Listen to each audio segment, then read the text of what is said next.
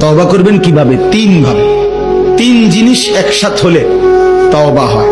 চোয়াকার চা লেখলে চা হয় না, শব্দ হয়। চা পাতা চিনি পানি একসাথ করলে চা হয়।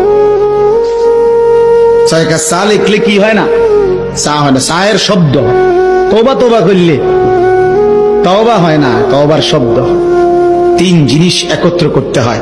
এক নাম্বার, আল্লাহকে বলতে হবে দিল দিয়ে কলিজার ভেতর থেকে যে আল্লাহ আমি গুনাহ ছেড়ে দিলাম। দুই, আর করব না মালিক, আমি ওয়াদা দিলাম। তিন, আমি লজ্জিত মাওলা, আমি মাফ চাইলাম। খোদার কসম, যদি দিল থেকে কেউ বলে, ছেড়ে দেওয়ার নিয়তে আসলেই বলে এবং ছেড়ে দেওয়ার জন্য গুনাহ চেষ্টাও করে, আল্লাহ বলবে বান্দা এই গুনাহ যদি আসমান পরিমাণও হয়, সমুদ্রের ফেনা পরিমাণও হয়, পৃথিবীর সবচেয়ে উঁচা পাহাড়ের চাইতে যদি উঁচা হয়, আমি একসাথে মাফ করে দেব।